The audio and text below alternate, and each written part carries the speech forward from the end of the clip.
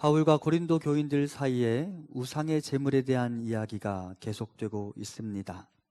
고린도 교인들 중 일부가 우리는 고기를 먹을 자유가 있다라고 외치는 것을 넘어서서 또 어떻게 주장하기 시작했냐면, 신전의 제의에 참여하고 신전의 제의에 참여한 사람들과 식탁의 교제를 충분히 나눌 수 있다라고 사람들이 주장하기 시작했습니다. 그들이 말하는 근거는 이런 것입니다. 세상에 어차피 우상은 없지 않느냐. 그 우상이 없으면 그 아무리 어떤 우상의 형상을 가지고 있어도 우상이 없는데 그 형상 앞에 가서 다른 사람들하고 같이 좀 고개를 숙이고 그들과 함께 교제하는 것, 그것이 뭐가 잘못됐느냐. 그래도 내 믿음은 결코 흔들리지 않는다라고 사람들이 주장하기 시작했습니다. 그리고 이에 대하여 바울이 말합니다. 그래, 너희들이 말하는 것처럼 우상이란 본래부터 존재하지 않는다. 온 땅의 신은 오직 여호와 하나님 한 분뿐이시니까. 하지만 너희들이 제의에 참여하여 절하고 숭배하는 그 우상의 형상 뒤에 뭐가 있는지 아느냐? 다름 아닌 마귀, 사탄, 귀신이 있다. 마귀는, 사탄은 우상의 제물을 이용하여 너희들의 마음을 묶어 놓을 것이다. 너희가 만일 우상의 제사에 지속적으로 참여하게 된다면 너희는 귀신과 교제하게 될 것이다. 그러므로 당장에 그와 같은 행동을 중단하라 라고 이야기합니다. 자, 점검해 보겠습니다. 여러분, 세상에 여호와 하나님만이 유일한 참 신이십니다. 믿으시죠? 우리의 믿음은 거기에 있습니다. 하지만 사람들이 신이라고 부르는 우상은 있습니다. 하지만 그것들은 다 가짜입니다. 맞아요? 틀려요? 맞죠? 그러면 그 가짜 앞에 가서 절해도 돼요? 안 돼요?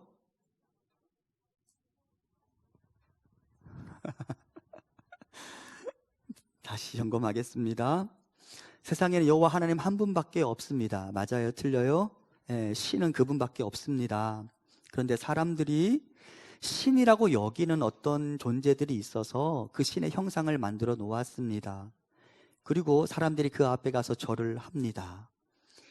우리가 여호와 하나님만이 온 땅 가운데 유일한 참 신이라는 사실을 고백한다면 어차피 다른 신은 없으니까 그 우상의 형상을 하고 있는 그 앞에 가서 절해도 됩니까? 안 됩니까? 사람들이 된다고 주장하고 있는 겁니다. 지금 이해되시죠? 고린도 교인들이 그래도 된다라고 주장하고 있는 것입니다. 하지만 이에 대하여 사도 바울은 엄연히 성경에도 그렇게 기록되어 있어 라고 말하며 그 우상의 뒤에 귀신이 숨어 있다라는 사실을 강조하기 시작합니다. 신명기 32장 17절입니다. 그들은 하나님께 제사하지 아니하고 귀신들에게 하였으니 곧 그들이 알지 못하던 신들, 근래에 들어온 새로운 신들, 너희의 조상들이 두려워하지 아니하던 것들이로다. 분명히 신은 없어요. 여호와 하나님 이외에. 그런데 사람들에게는 신이 있어요. 그리고 그들이 그 신이라고 여기고 우상의 형상을 만들어 놓습니다. 그리고 이스라엘 백성들이 그 앞에 절했어요. 그런데 그것에 대해서 하나님이 지금 뭐라고 말씀하시냐면 귀신들에게 하였다라고 이야기합니다. 자, 질문해 봅니다. 전설의 고향을 떠올리면 됩니다. 결혼하지 못하고 죽은 안타까운 사연을 가진 어떤 여인이 계십니다. 그분이 그 한을 풀지 못해서 저 하늘로 올라가지 못하고 이곳을 뱅뱅 맴돌다가 사람들을 두렵게 만들고 사람들의 생명을 해칩니다. 그와 같은 처녀 귀신 있어요? 없어요?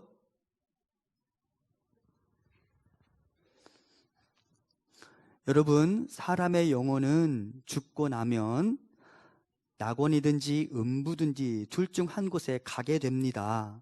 중간에 공중을 뱅뱅 맴도는 영혼은 있을 수 있어요? 없어요? 없습니다. 없습니다. 전설의 고향에서 빠져나오셔야 합니다. 그런데 여러분, 그러면 귀신은 있습니까? 없습니까? 마귀 사탄이 자기 수하의 악한 영들을 데리고 있습니다. 그리고 그 악한 영들이 사람들을 두렵게 만들고 사람들을 미혹하는 것입니다.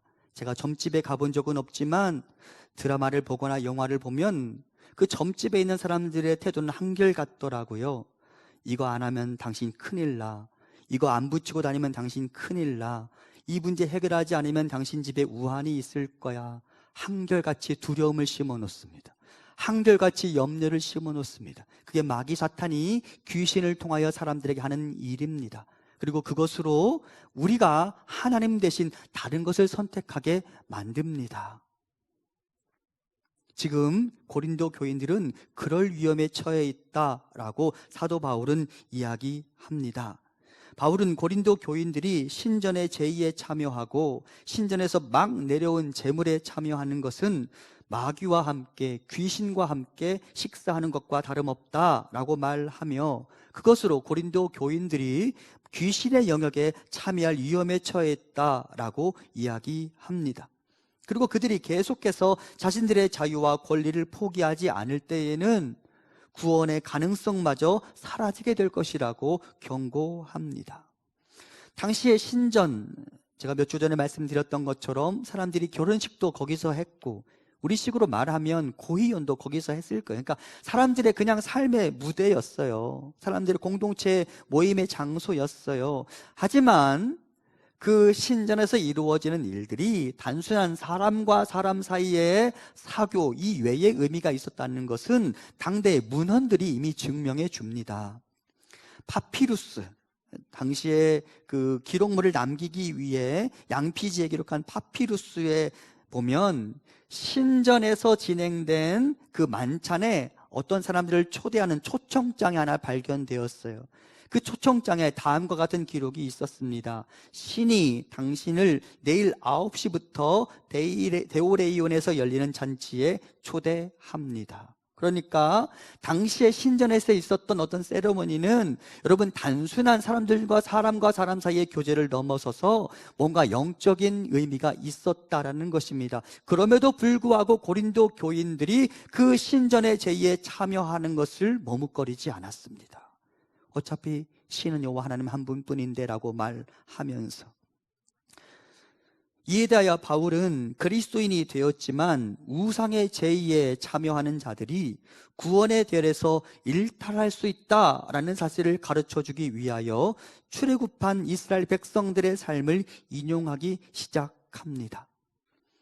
여러분, 이스라엘 백성들이 출애굽했습니다. 장정만 60만 명, 그러니까 여성들과 아이들까지 다 포함하면 넉넉히 200만은 넘었을 겁니다. 그들이 출애굽했고요, 홍해 바다를 건넜고요, 그리고 하늘에서 내려오는 신령한 음식 만나를 먹었고요, 그들이 하나님께서 반석을 치라라고 명했을 때 터져나온 그 물을 마셨습니다. 하지만 여러분, 그렇게 출애굽하여 애굽의 종된 신분에서 벗어나 하나님 백성으로서의 삶을 시작한 그들 중 단 몇 명만 가나안 땅에 도착했는지 아시죠? 몇 명이 들어갔어요? 2명만 들어갔습니다. 여호수아와 갈렙을 제외하고 나머지 사람들은 출애굽했지만 가나안에 들어갈 수는 없었습니다. 지금 고린도 교인들은 무엇을 주장하느냐? 우리에게는 하나님을 향한 믿음이 있다. 그리고 우리는 우리의 믿음에 따라 지금 행동하고 결정하고 있다. 우리가 하나님을 믿고 있으니 그 믿음 안에서 이루어지는 모든 선택과 행동, 그것들과 상관없이 우리 모두는 구원을 받을 수 있다라고 말하며 우상의 제의에 참여하기 시작했습니다. 특히 오늘 본문 고린도서 10장 2절부터 10절까지 본문을 보면 광야에 이스라엘 백성들이 실패했던 내용들이 등장하는데, 광야에 이스라엘 백성들이 실패했던 내용을 거론하면서 사도 바울을 통하여 하나님이 무엇을 언급하시느냐? 신령한 음식과 신령한 음료를 거론합니다. 왜 그랬느냐? 고린도 교인들이 다음과 같이 주장했기 때문입니다. 고린도 교인들이 어떤 성찬식에 참여하면서 그 성찬식에서 신비한 경험들을 했던 것 같아요. 그러면서 이것이야말로 우리의 구원이 확실하다라는 증거다라고 주장하기 시작했어요. 그러면서 우리는 어떤 행동을 해도 가하다라고 말하며 자기 마음대로 행동하기 시작했습니다. 그리고 이와 같은 사실을 인지하고 있는 사도 바울은 고린도 교인들에게 이제 이야기하기 시작합니다. 잘 보아라. 너희들이 성찬에 참여하면서 그 성찬식에서 경험한 신비한 경험을 가지고 너희들의 구원의 확실성을 주장하는데, 이스라엘 백성들이야말로 광야에서 신령한 음식을 먹었고 신령한 음료를 마신 자들이 아니냐. 그럼에도 불구하고 그들 중 대다수는 하나님이 그들을 기뻐하지 않으심으로 가나안 입성하는 일에 실패하지 않았느냐. 너희도 그들과 똑같이 될 수 있다는 걸 왜 모르느냐라고 이야기합니다. 또한 고린도 교인들은 우리는 세례를 받고 새로운 인생을 살기 시작했으니 우리는 반드시 구원을 받을 것이다 라고 장담하기 시작했습니다. 하지만 하나님께서는 오늘 본문을 통하여 고린도 교인들에게 메시지를 전달하시기를, 이스라엘 백성들이 홍해바다를 건넌 사건은 세례와 같은 의미를 지니고 있는데, 그렇게 홍해바다를 건너는 세례를 경험한 그들도 결국은 딱 2명을 제외하고 나머지는 모두 가나안 입성에 실패하지 않았느냐. 그러므로 너희들은 스스로 조심해야 한다라고 말하기 시작했습니다.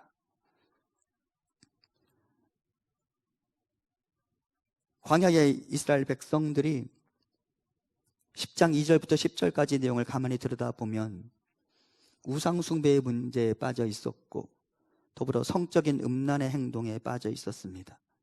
그런데 여러분, 그 2가지 내용이 지금 어디에서 발견되고 있는 거예요? 고린도 교인들에게 발견되고 있는 거예요. 그래서 사도 바울이 말하고 있는 것입니다. 너희들이 너희의 자유와 지식을 가지고 성적인 음란에 빠지는 너희들의 행위를 스스로 정당화하며 우상을 숭배하고 있지만, 잘 보아라, 잘 기억해 두어라. 출애굽한 이스라엘 백성들이 너희들에게 본보기가 되고 있다. 너희들이 만일 똑같이 그와 같은 행동에 거한다면 너희들도 저 가나안 땅 하나님의 영광과 하나님의 능력에 들어가는 일에 실패하게 될 것이다 라고 이야기합니다. 그리고 바울은 말합니다. 너희들의 구원에 대해 절대 장담할 수 없어. 아무렇게나 행동할 권리와 자유를 주장하며 너희들 마음대로 살려고 하는데 결코 그것이 옳지 않아. 혹여 너희들이 그것을 계속 고집한다면 너희들도 실패할 수 있어 라고 이야기합니다. 오늘 본문 12절을 같이 봉독해 봅니다. 그런즉 선줄로 생각하는 자는 넘어질까 조심하라. 바울이 보기에 고린도 교인들은 스스로 선줄로 생각하는 자들입니다. 나는 하나님을 믿고 있으니 어떻게 해도 상관없어 라고 말하는 사람들입니다. 자신들은 신앙의 어떤 경지에 이른 사람들이라고 생각하고 있습니다.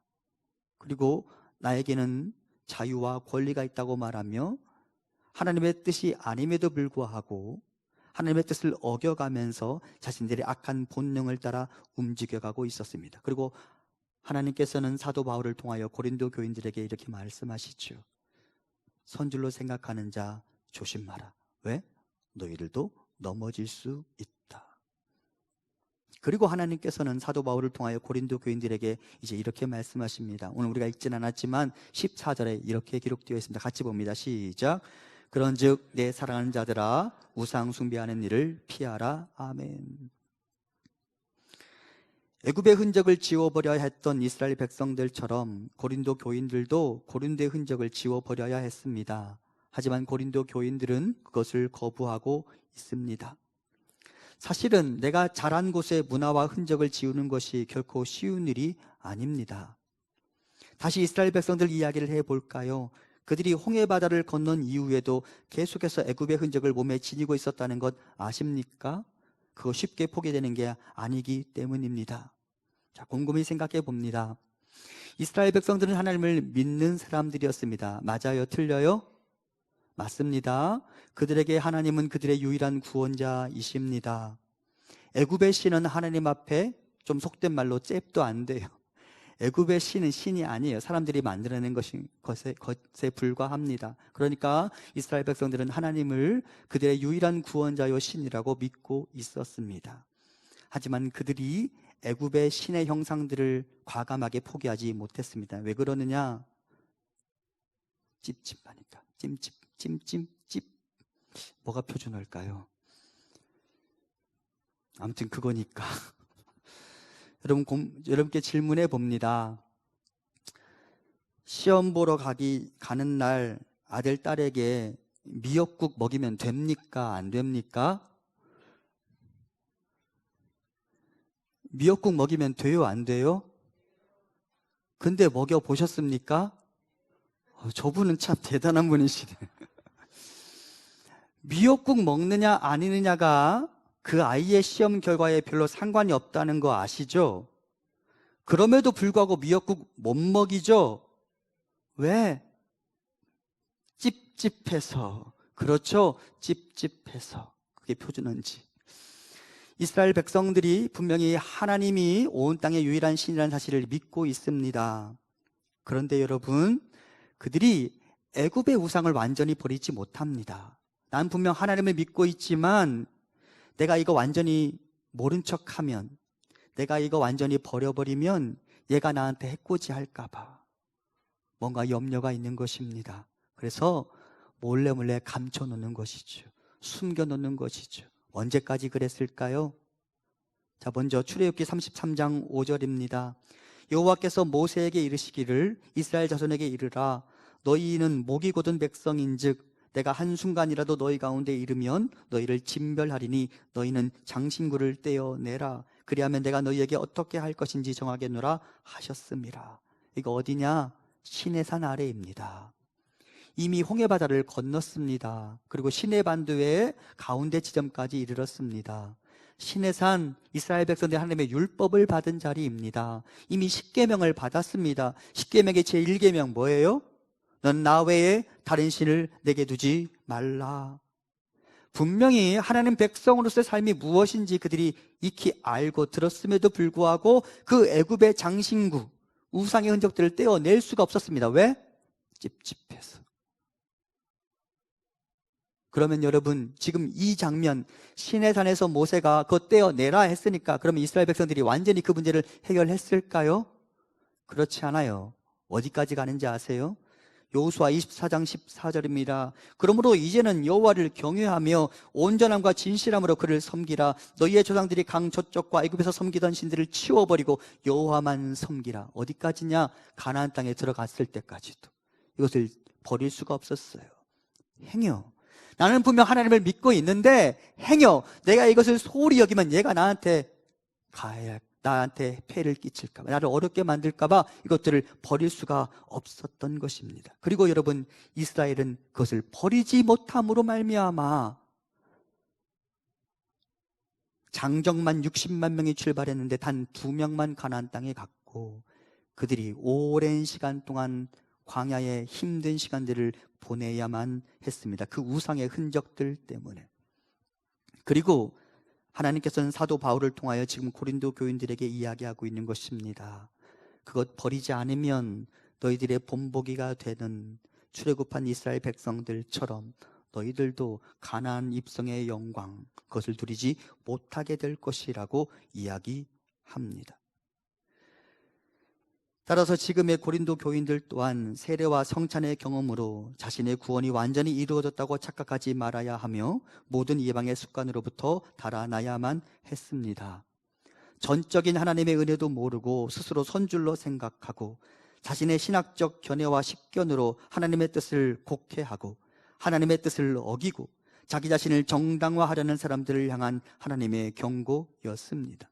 사랑하는 성도 여러분, 하나님의 은혜를 망각하고 스스로 선줄로 생각하지 마십시오. 나는 여전히 지혜가 부족하며 과거로 회귀할 수 있는 악한 본능을 가진 자입니다. 나는 여전히 오늘도 하나님의 은혜가 필요한 사람입니다.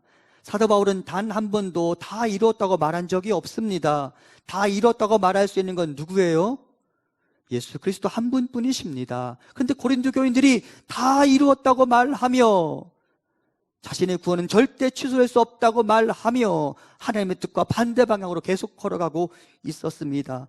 우리의 고백은 오히려 다음과 같아야죠. 빌립보서 3장 13절 이하입니다. 형제들아, 나는 아직 내가 잡은 줄로 여기지 아니하고 오직 한 일, 즉 뒤에 있는 것은 잊어버리고 앞에 있는 것을 잡으려고 표대를 향하여 그리스도 예수 안에서 하나님 위에서 부르신 부름의 상을 위하여 달려가노라. 이미 잡혀있는 게 아니에요.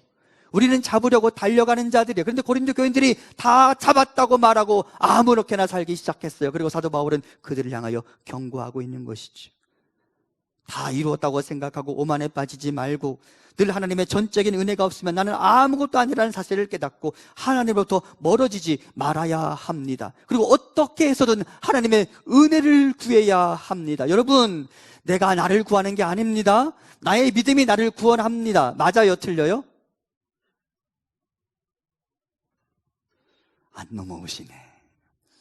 나의 믿음이 나를 구원합니다. 맞아요? 틀려요? 답이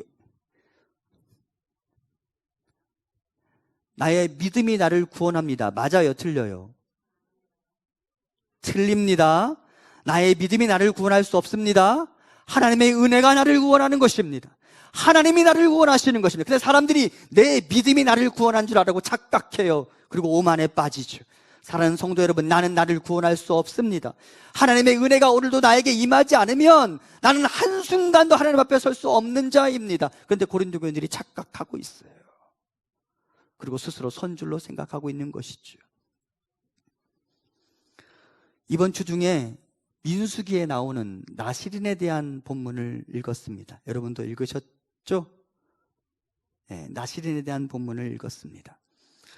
제가 나시린에 대한 본문을 보면서 속으로 답답하다라는 생각이 들었습니다. 굳이 이렇게까지 살아야 하나라는 생각이 들었습니다. 포도주 한 모금도 안 마시고 머리는 한 번도 서원하는 기간 동안 머리를 자르지 않고 죽은 동물이나 죽은 사람의 시신도 만지지 말아야 하는 매우 엄격한 조건이 나시린에게 요구되어졌습니다. 물론 다 이유가 있기는 있어요. 그럼에도 불구하고 굳이 이렇게까지 살아야 하나라는 생각을 하고 있었습니다. 그리고 내일 새벽에 이 본문을 설교하기 위하여 그 전날 밤, 오늘 밤에 침대에 누워서 내일 말씀을 나눌 것을 곰곰이 생각하다가 하나님이 저에게 이런 생각을 주셨습니다. 희준아, 굳이 이렇게까지라고 너 생각하는데 혹시 그 생각을 이렇게 해서라도 라고 바꿀 수는 없겠니? 라고 하나님이 저에게 말씀하셨습니다. 곰곰이 생각해 보았습니다. 여러분, 굳이 이렇게까지라는 표현은 내 삶이 그냥 편한 거예요. 그래서 하나님이 날 도우시지 않아도 되는 거예요. 그러니까 나 그렇게까지는 하고 싶지 않다라는 거예요. 그런데 제가 저를 곰곰이 생각해 보니까 저야말로 하나님의 은혜가 아니고는 단 한순간도 설 수 없는 자이기에 저는 굳이 이렇게까지가 아니라 이렇게 해서라도 하나님의 은혜를 구하고 이렇게 해서라도 하나님께 가까이 가서 하나님의 권능과 능력에 동참해야만 하는 사람들이더라고요. 그래서 제가 그날부터 기도를 바꾸었습니다. 하나님, 이렇게 해서라도의 삶을 살아가려 합니다. 어떤 일이 있어도 나에게는 하나님의 은혜가 없으면 안 된다는 사실을 깨닫고 이렇게 해서라도 하나님께 가까이 나가겠습니다. 하나님, 나를 긍휼히 여겨 주시옵소서. 여러분, 이것이 지금 고린도 교인들에게 필요한 묵상이었고 고백이었습니다. 사랑하는 성도 여러분, 여러분 하나님 없어도 괜찮은 사람들이십니까? 하나님 없어도 돼요? 우리 모두가 다 하나님의 능력과 하나님의 은혜가 필요한 사람들이죠. 그렇다면 여러분, 이렇게 해서라도의 삶을 향하여 나아가실 수 있으면 좋겠습니다. 여러분 40일 금식 해보셨어요? 여러분 주변에 40일 금식하는 사람들이 있다면 여러분 어떤 태도를 보이십니까? 혹여 부정적인 생각을 해본 적은 없으십니까? 뭐 저렇게 해, 저런다고 하나님이 더 잘 들으셔? 이런 생각 안 해보신 분 손 드세요. 네, 다 해보셨네. 그런데 여러분, 제가 또 곰곰이 생각해 보았습니다. 제가 40일 금식하겠다는 말은 아닙니다. 제가 곰곰이 생각해 보았습니다. 그분들 안에 이렇게 해서라도 하나님의 은혜를 경험하기를 원하는 간절한 소원이 있었던 거예요. 그리고 우리 모두는 누구든지 선줄로 생각하지 말고 이렇게 해서라도의 정신으로 날마다 하늘로부터 오는 은혜를 갈망하며 살아야 하는 자들이라는 생각을 제가 하게 되었습니다. 그리고 여러분, 그것이 저의 고백일 뿐만 아니라 우리 모두의 고백이 될 수 있기를 간절히 소망합니다. 이렇게 해서라도 하나님이 나를 기뻐 받으실 수 있다면, 이렇게 해서라도 내가 하나님께로 가까이 갈 수 있다면 나는 기꺼이 그렇게 하리라 라는 믿음이 우리 안에 일어나기를 간절히 소망합니다. 그리고 내 마음에 하나님 이외에 다른 것을 하나님 이외에 다른 것이 들어오지 않도록 하셨으면 좋겠습니다. 팔복에 제가 좋아하는 구절, 마음이 청결한 자만 하나님을 볼 수 있다고 말씀하시죠. 마음이 청결한 자가 어떤 사람이에요? 단 하나의 마음을 품는 사람이라고 말씀드린 적이 있습니다. 하나님 이외에는 다른 것을 내 마음에 들이지 않는 사람, 그 사람만 하나님을 보게 될 것입니다. 그 사람만 가나안에 입성하게 될 것입니다. 하나님 아니면 나는 살 수 없다고 말하며 찝찝해서 그것들을 내 안에 남겨두지 아니하고 그것들을 다 비워내고 오직 하나님 한 분만이 나의 구원자이심을 고백하고 하나님 믿으면 그것으로 족하다라고 고백하며 단 하나의 마음을 품고 아버지께 나아갈 수 있는 우리가 될 수 있기를 간절히 소망합니다. 기억하세요. 절대 선줄로 생각하지 마십시오. 그리고 내 마음에 다른 것을 들여놓지 마십시오. 단 하나의 마음을 품는 사람만 여호와의 영광에 참여하게 될 것입니다. 바울이 이렇게 지금 글을 쓰고 있습니다. 그러면서 목회자인 바울 안에 이제 이런 생각이 들었습니다. 사도 바울이 고린도 교인들에게 지금 편지를 보내면서 너희들이 믿음의 길을 올바로 걷지 않는다면 너희들에게 구원의 가능성마저 취소될 수 있어 라고 이야기하고 있습니다. 그러면 여러분, 고린도 교인들이 불안해할까요? 불안해하지 않을까요? 불안해하죠. 여러분, 지금 하늘나라, 지금 숨을 거두시면 하늘나라 갈 수 있어요? 없어요? 제가 이거 1억 번 해야 됩니까? 이제 이거? 여러분, 지금 숨을 거두시면 하나님 나라 갈 수 있어요? 없어요? 있습니다. 예수 그리스도를 믿으면. 아멘? 믿으시죠? 여러분, 이러면 저 설교 안 끝낼 거예요. 여러분, 예수 그리스도를 믿으면 모두가 하나님 나라에 들어갈 수 있습니다. 아멘? 여러분, 하나님 나라 갈 수 있어요? 없어요? 있어요. 그런데 이렇게 믿고 있던 사람들에게 사도 바울이 편지를 쓰고 있습니다. 너희들 똑바로 안 믿으면 너희들의 구원의 가능성도 취소될 수 있어. 그럼 고린도 교인들이 염려가 되겠죠. 그죠? 그리고 그렇게 염려하는 그들을 향하여 목회자 사도 바울이 다시 연이어서 글을 씁니다. 본문 13절을 같이 봉독해 봅니다. 사람이 감당할 시험 밖에는 너희가 당한 것이 없나니 오직 하나님은 미쁘사 너희가 감당하지 못할 시험 당함을 허락하지 아니하시고 시험 당할 즈음에 또한 피할 길을 내사 너희로 능히 감당하게 하시느니라. 아멘.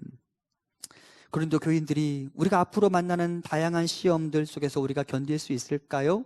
우리가 믿음을 잘 지킬 수 있을까요? 이러다가 우리 하나님 나라 못 가는 것 아니에요? 라는 고민과 질문이 나올 것 같아서 사도 바울이 이야기합니다. 그래, 너희들이 광야를 지나는 동안 시험을 당할 수 있어. 하지만 이것 기억하자. 너희들이 만나는 시험은 감당할 시험이야 라고 먼저 이야기합니다. 여기서 감당할 시험이라는 말은 흔히 겪는 시련, 새로운 것도 아닌 별다른 것도 아닌 시험을 의미합니다. 자, 다시 생각해 봅니다. 이스라엘 백성들이 홍해 바다를 건너면서 광야에 들어섰습니다.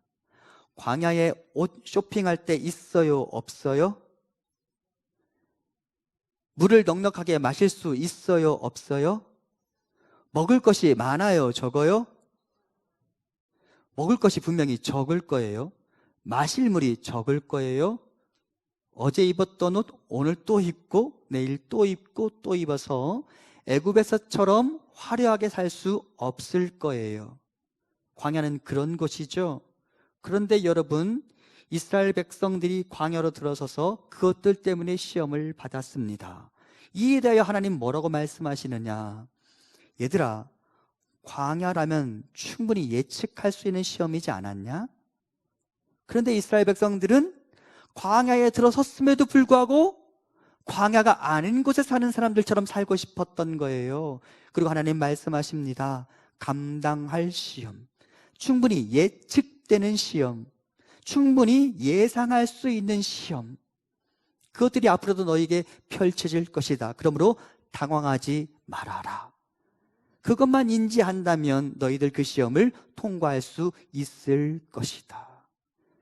여러분, 다니엘과 세 친구가 바벨론에 끌려갔습니다. 바벨론에 끌려가는 순간 그들은 어떤 시험을 예측할 수 있었을까요? 하나님 말고 다른 신을 섬기라는 시험이 있을 것을 예측할 수 있었겠죠. 그렇죠? 내가 이제 막 신입사원이 돼서 회사에 직장에 취직했습니다. 그러면 분명히 상사와 또는 동료들과의 관계 안에서 어떨 때는 부당한 요구를 받기도 하고 때로는 부당한 대우를 받을 수도 있을 것입니다. 그래요? 안 그래요? 그렇죠. 그렇죠. 그런 것이 없을 수 있어요? 없어요? 없어요. 그런 것이 없을 수가 없어요. 충분히 예측 가능한 시험입니다. 그러므로 사도 바울이 말합니다.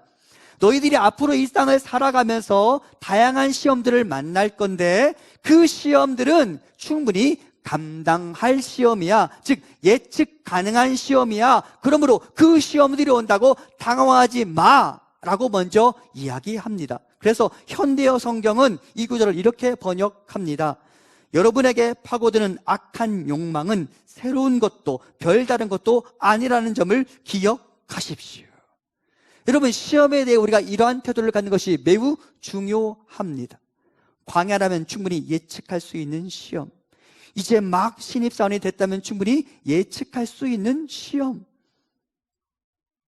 바벨론에 끌려갔다면 충분히 예측할 수 있는 시험, 전혀 새로울 것이 없는 시험들 여러분이 만나게 될 것입니다. 그러므로 여러분의 인생에 어떤 시험이 닥쳐오거든 이제 그것들에 담대하게 선포해 버리십시오. 나 충분히 예측했어.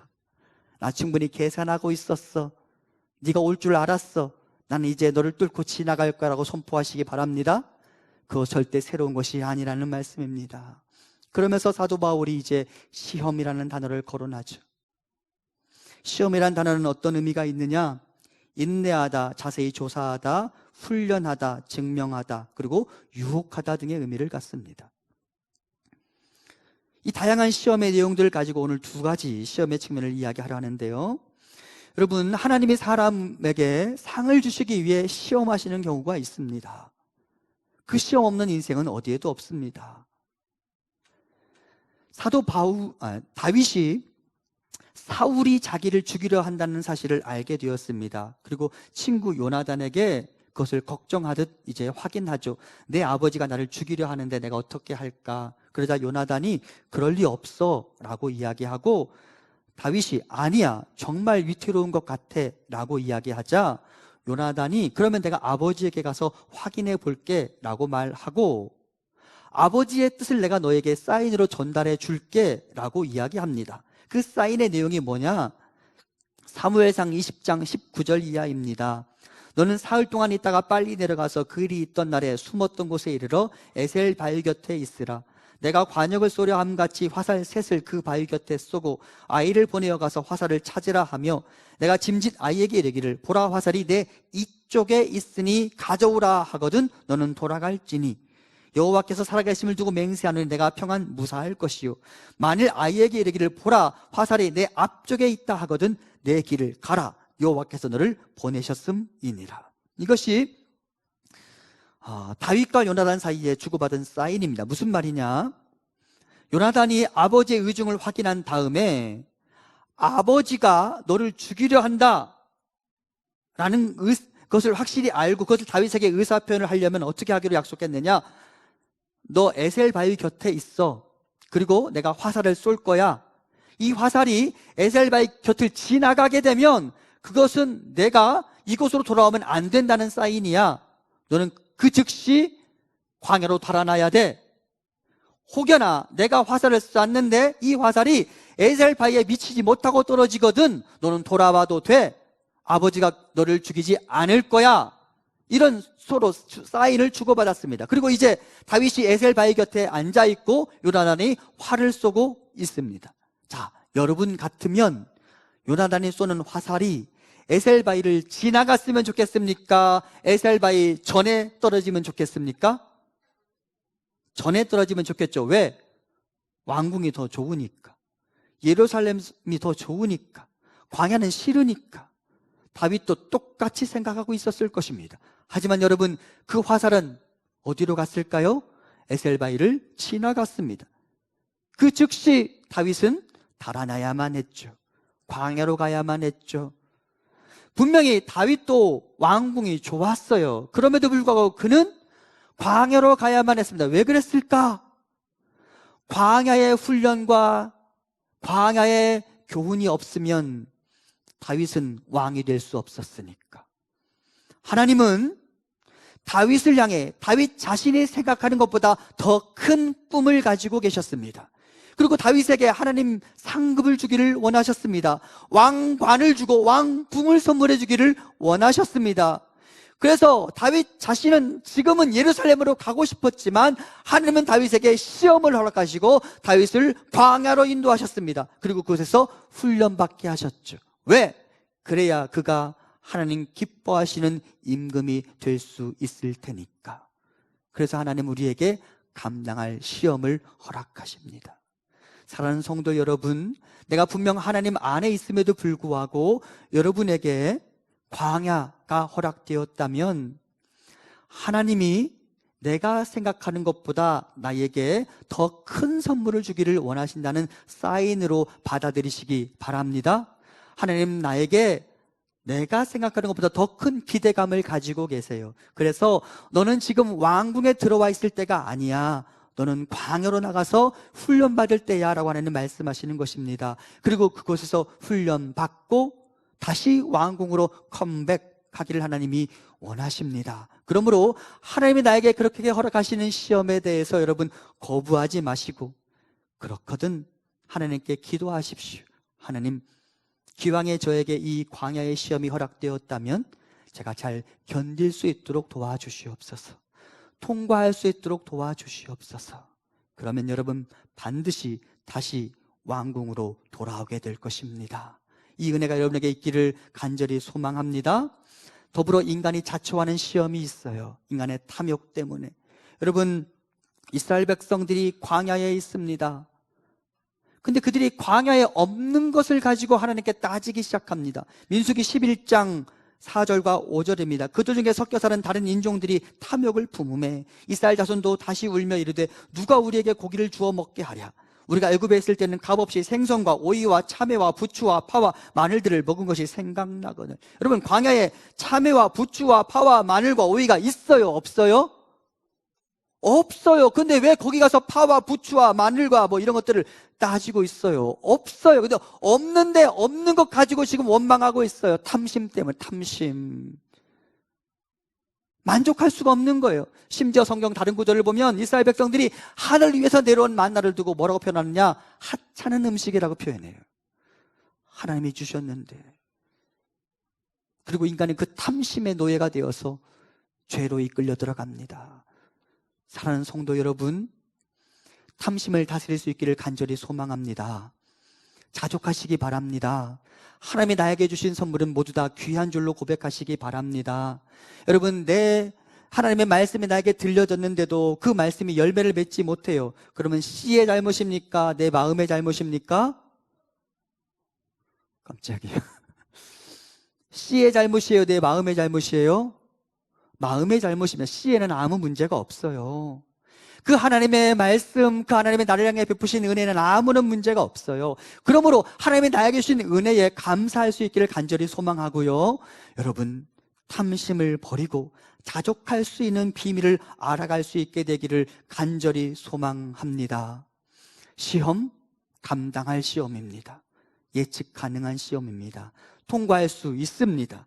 통과할 수 없다고 말하고 여러분을 낙심하게 만들고 여러분을 불안하게 만들거든 그것과 맞서 싸우시기 바랍니다. 여호와 하나님이 내 편이시니 그분이 나를 위하시면 누가 능히 우리를 해하랴라고 선포하며 감당할 시험임을 깨닫고 이 시험을 통과하고 이겨나가는 우리가 될 수 있기를 간절히 소망합니다. 마지막으로, 그 시험은 감당할 시험임과 동시에 하나님 우리에게 피할 길을 주시는 시험임을 아시기 바랍니다. 피할 길이 없는 시험은 없습니다. 본문 13절 다시 같이 봉독합니다. 사람이 감당할 시험 밖에는 너희가 당한 것이 없나니 오직 하나님은 미쁘사 너희가 감당하지 못할 시험당함을 허락하지 아니하시고 시험당할 즈음에 또한 피할 길을 내사 너희로 능히 감당하게 하시느니라. 아멘. 여러분, 하나님이 감당할 만한 시험을 주심과 동시에 우리가 홀로 그것을 견뎌내라고 우리를 방치해 두시지 않고 모든 일에 미쁘시고 선하신 신실하신 그분은 우리에게 피할 길을 주시는 분이십니다. 다니엘과 세 친구 다시 한번 생각해 볼까요? 바빌론에 갔습니다. 넉넉히 예측 가능한 시험을 그들이 만났습니다. 그런데 견디는 건 쉽지 않았습니다. 그들 중 세 친구는 풀무불에 들어갔고요, 다니엘은 사자굴 속에 들어갔습니다. 결코 쉽지 않았을 것입니다. 그리고 간신히 버티고 있을 그때 하나님께서 그들에게 피할 길을 주시고 심지어 피할 길이 되셨습니다.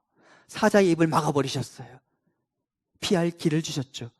그리고 그분이 피할 길이 되셨습니다.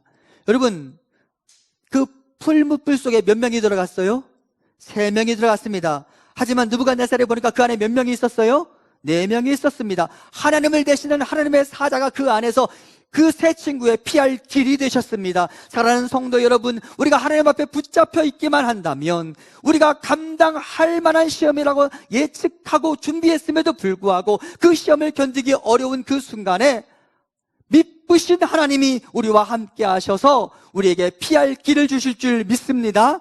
그분이 우리에게 피하게 하실 것입니다. 피할 길을 베풀어 주실 것입니다. 우리는 그 믿음을 가지고 그분 곁에 머물러 있으면 된다라는 것입니다. 때로는 그분이 우리가 생각하는 것보다 늦어서 우리가 좀 조바심이 나고 우리가 좀 불안에 떨 수도 있습니다. 사랑하는 성도 여러분, 이 시험에 있어 우리에게 중요한 것이 하나 있으니 그분이 미쁘신 분이라는 사실을 깨달음과 동시에 미쁘신 분이 반드시 나에게 오실 거라는 사실을 기대하고 여러분 인내하시기 바랍니다. 기다리시기 바랍니다. 기다림이 광야의 인생에게 필요한 것이죠. 출애굽기 14장 14절 같이 봅니다. 여호와께서 너희를 위하여 싸우시리니 너희는 가만히 있을지니라. 아멘. 가만히 있어 보는 게 필요해요. 조바심을 가지고 서두르기 시작하면 여러분 피할 길이 눈에 보이지 않아요. 그리고 엉뚱한 길로 가게 되죠. 하지만 기다려보면 내 눈에 피할 길이 보이게 될 것입니다. 이전에 있었는데 내가 그동안 보지 못했던 샘물이 내 눈앞에 보이게 될 것입니다. 이전에 이미 있었지만 내가 그동안 발견하지 못했던 하나님 열어놓으신 그 길들이 내 눈앞에 보이게 될 것입니다. 그러므로 여러분 조바심을 버리고 인내하시기 바랍니다. 그러면 그가 반드시 하나님이 열어놓으신 피할 길을 발견하고 피할 길을 통해 시험을 통과하고 여호와 하나님께서 예비하신 가나안의 복락에 참여하게 될 것입니다.